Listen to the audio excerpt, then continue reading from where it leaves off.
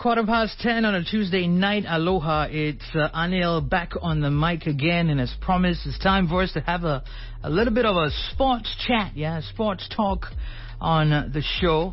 Speaking about sports, we've been talking a lot about everything that's going on in the world sports-wise. We just wrapped up speaking a lot about football, the World Cup. Speaking about football, the Premiership season is about to start as well. The Sukma National Games is going on. And another thing that is happening as we speak is the FIH Men's Hockey World Cup. The Speedy Tigers are out there. They're putting it on the line for Malaysia's greatness once again for the sport of hockey. And so to share his views on Malaysia's stint at this tournament on the phone lines with us right now, I got a very special guest. He just got off a flight, so hopefully he's not jet-lagged to answer my questions. He's an ex-national hockey player, a hockey coach, a mentor for many other young aspiring hockey players, and also the president of the Kuala Lumpur Hockey Federation, I Vikneswaran Iswarapatham. Coach, what's up? I'm good. I'm ready for this. Okay. I hope I'm not disturbing you. I hope I'm not interrupting your time for you to get rid of that jet lag. Yeah, but we'll try to squeeze in as much as we can. Yeah, Coach. Yeah.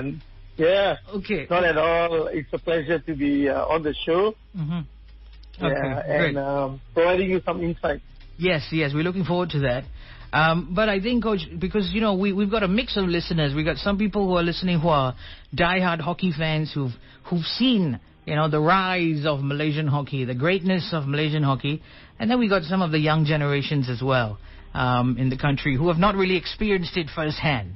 They've not seen Malaysia do so well and, be great. Of course, now we're doing pretty okay, but not to the level that we were. So to start off, I just want to set the scene. Whenever people talk about Malaysian hockey, right, Coach? We go back to two eras, yeah? We either go back to 1975, the World Cup then, where we finished fourth in the world, or we go back to something that happened right here in our own very backyard. Kuala Lumpur was the host of the 2002 Hockey World Cup. We came very close to advancing to the semi-final, but we lost, I think, to South Korea, yeah? And at that time, we played at the highest level. Even at the Commonwealth Games, we played so good hockey. But what do you think, Coach, has actually changed? Why? Why is it that, we are so easily able to produce world beaters, world contenders for the sport of hockey, but now it does seem like we're struggling to keep up, Coach?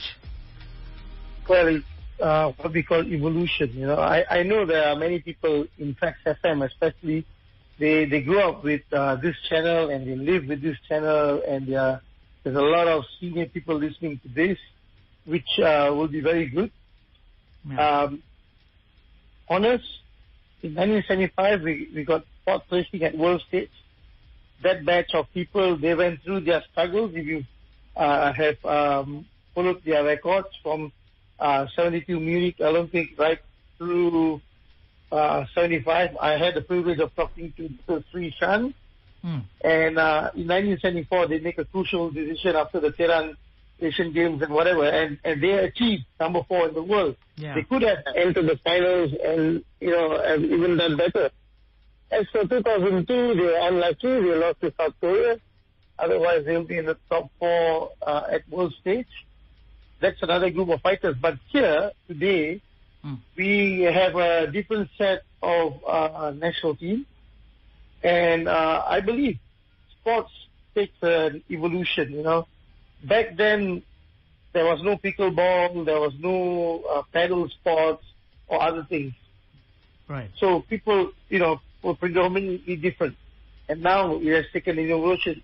The challenge is different. Do you think the fact that, the game of hockey has now moved to the synthetic field, that the game has become so much more faster, that the young boys are actually finding it hard to cope, so that's why they're moving to other sports, Coach? Well, it's all about science. There's a lot of sports science involved in this game. Yeah. Hockey is a very explosive game. Yeah. Back in 75, substitution was different. Today, you can roll in and roll out like ice hockey. So there's a lot of changes to the game. The team, the people, the group of people who adapt to the changes faster are the ones who are going to benefit. And that's what we see. And obviously, Europe has an advantage here because they have a very structured European Hockey League. And there are many more teams from Europe that plays in the Pro League and so forth. And that is where they have more advantage of other parts of the world. I will touch a little bit on that sports science, because I think sports science is what has made countries like Belgium and England now to be among the top 3 in the world, compared to how historically it used to be India and some of the other Asian countries. Yeah, Coach. Yeah. Yeah, of course, I do agree with you. Sports science, and if you look at coaching as well, the term coaching has also evolved. Coaching is just merely coaching on the field and shouting about and planning when you're just a coach. And then when you go to the next tier, you manage a group of coaches to execute the task on the field that executes what you want as a person who manages the team, and you make the decision on the game. But today, the game has evolved into project management, a 12-year plan. You the group of coaches that is going to execute this from the young age to the middle age to the seniors, and a whole lot of other things. But it all involves around funding. Right. And hockey, there's so much happening with so restricted funding that the Malaysian Hockey Federation is doing its best. They are struggling, they're doing their best, but that's how so much they can do. Right. Okay. Now, Coach, let's get into the action now. The core of what's happening in Europe. Yeah, Belgium and Netherlands. We've our team, the Speedy Tigers, we qualified. I was looking at the squad list. Okay, I see some very familiar names. Yeah, Hafizuddin Osman, Marhan Jalil, Fitri Sari, Faisal Sari. When I look at the list, I feel like the same names have been carrying us for the sport of hockey for a long time. But I don't want anyone to get me wrong. These are some really good players. That's why they are leading the country. But if you look at how our juniors have done, Coach, juniors finished 12th at the Junior World Cup in KL, I think 2023, and then we finished 13th in last year's tournament in Tamil Nadu. Yeah, Coach. Are you personally worried about what will happen next when this current generation of hockey players, when they step down? Do you think we have enough talent in the pipeline to take over? You actually raised a very important question. If you look at our captain, Marhan Jalil, for instance, he played in the 2009 Junior World Cup in Johor Bahru, Singapore. Yeah. Faisal as well. Fitri Sari, Hafizuddin, that batch is 2013. Yeah. So if you look at their seniority, you go by the Junior World Cup batch.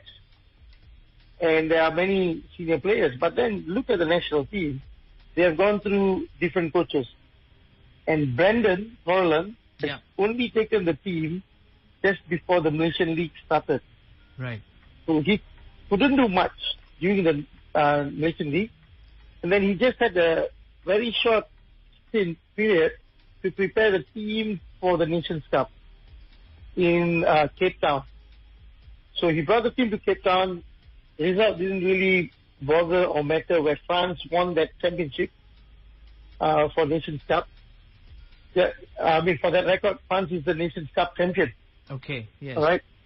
And then they immediately went to Durban, played for a period, and then came home, not much time, flew off to the World Cup. And you can see now, they played so well in the last 2 games. Yeah. So that's a transformation, but Brandon has so little time.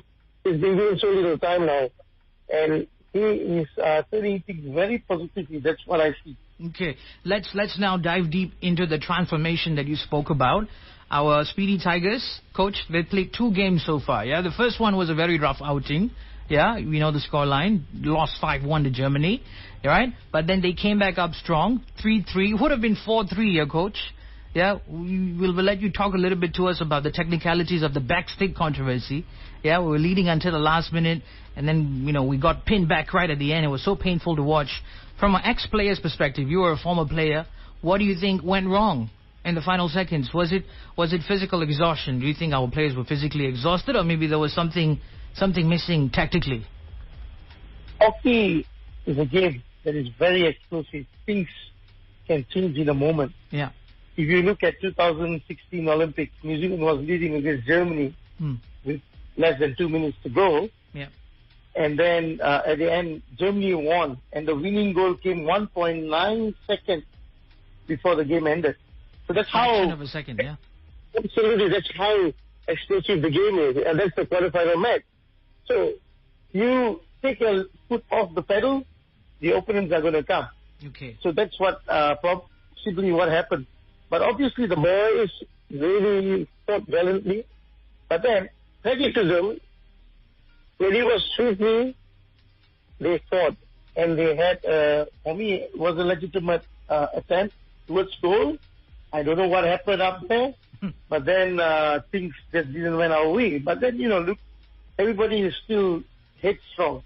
Yeah. Positive and said, you got to move on. Correct. And then, talking about Germany, 5-1, I think it's not easy to score any goal against Germany, and our boys scored. They played well. Germany is a very strong team. Look, Germany is a former champion. Yeah, West Germany back then, yes. Yeah, even in the last World Cup, Germany is the defending champion in this championship. Yep. And in 2025, they are the European champions. So we're playing against a team that is European champion and the defending champion. Yeah. And we fought gallantly. And yesterday, if you look at the result, they beat world number 1, Belgium, 1-0. Only one, only by a 1-goal margin. Yeah? 1 goal, but they are ranked number 5 and they beat the number 1 rank in the world, Belgium. Okay. So that's how intense this group is. We've got the world ranking number 1, the Pro League champion. We got the defending champion of the World Cup. Yeah. We've got the European champion 2025. Yeah. And France, we have the Nation Cup champion.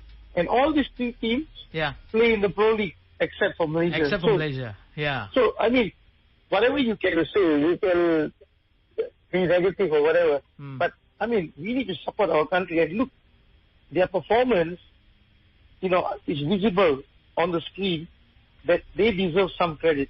Yeah. About the Malaysia versus France game, coach, the backstick controversy, the goal that got ruled out. Yeah. You gave a reference to ice hockey. In ice hockey, they allow the players to use both sides of the blade, the hockey blade. Yeah, coach? Yeah. They let you do it, right? But in hockey, they only let you use the flat side of the hockey stick. They don't let you use the curved side of the hockey stick. You are a former player yourself, coach. Yeah? What do you think about this? They allow you now not to use on the back side of the stick, but it is called back stick. But they allow you to use the side part, which is the shaft. Okay. And if you look at some of the videos, it appears that it hit the shaft. Well, in that incident in the game, France didn't protest. The umpire made a referral. The referral umpire couldn't make a decision. And then that very umpire who awarded the goal instinctively decided not to allow a goal. What can you say? Another VAR sort of a controversy now happening in this World Cup, yeah, coach? It is. I got a video from Europe given by the guys in Belgium telling me like, hey, it's a genuine goal and this guy has got nothing to do with the country. So, I mean, at the end of the day, the positive thing is everybody in Malaysia, including the national team, although, that decision is something that we don't want, but they never complain. They're very positive. You see, let's move on to the next task. Correct. Coach, you owe me that video, Please send it over to me. I want to make that viral, because the more the video circulates, Coach, the more the video circulates, the more it's going to create a buzz and everybody's going to start talking and having conversations about, hockey, Malaysian hockey. And we need more of that, Coach, because I think we... Yeah, it is. I will definitely do that. Thank you, Coach. Now, Coach, looking at the big daunting task ahead, we're going to face Belgium, world number 1. They're playing on home turf, so they got this home crowd advantage. How do you think will the Speedy Tigers approach a game like this? It's all about mindset. There's nothing to lose, everything to be proud of. For me, what I want to see is a group of people going out to the field and doing their best. Immaterial of the result, as long as they have given their best, I'll be proud of them. And, of course, strategically, we have a very strategic coach in Brandon, I know that. And I think the bigger task here now is the Asian Games in making sure that we qualify for LA Olympics by virtue of Asian Games. That is the target. Obviously, India, Pakistan, Japan, Korea is there. But then that is something to think about. Coach, talking about the target, I want to interrupt you. The Malaysian Hockey Confederation set a quarter-final target for this World Cup for our Speedy Tigers. But if you look at the format, you understand the format. You've played in many such tournaments before, but the format is different because only the top two teams in each group go straight to the quarterfinals, and we are lumped in a, I don't know if you would consider this a group of death, where with Germany, Belgium, and France. So, do you think it was a realistic target to set for our national team, for them to target for the quarterfinals? What I can think is, imagine the Malaysian Confederation comes and makes a press statement and says we're going to be last in the group, or we're going to be third in the group. People are going to come and bombard. So we got to understand their point of view. But is it realistic? We're trying to achieve quarterfinals. But is it a realistic one, Coach? That's my question, Coach. Impossible is nothing. Okay. But then, functionally, it's not easy to beat Germany or Belgium at this point in time. France is possible, and the boys have shown. But then, let's be very realistic about it. But then, you look at it on the level, if you look at social media, all they are interested is to lambast a negative remark. So, that is something probably I think they try to manage. Okay. All right. Okay. Coach, thank you so much for spending the last 15 minutes sharing your valuable insights, being a former player. We were having a chat. Coach, by the way, for our benefit of our listeners, Coach has had the pleasure of playing with and against some of the hockey greats, Danraj Pillai. He said, tell us about your experience playing with him, Coach. He's a wizard. That was his nickname, right? The wizard. I played with him in the Malaysian League. He's a great guy, a very simple, great guy, very low profile. But if you go to India, everybody knows Danraj Pillai, like Sachin Tendulkar. Yep. Right. Okay. Coach, thank you so much. Detail about Malaysia at the FIH Men's Hockey World Cup. It was such a pleasure talking to you. Maybe I'll have a chat with you again after Malaysia has played against Belgium, and then we can together analyze Malaysia's performance. You have a lovely night and a restful night as well, Coach. Thank you. Sure. Thank you very much for the call. You're welcome. It's a pleasure. Take care. Good night. Yeah, good night.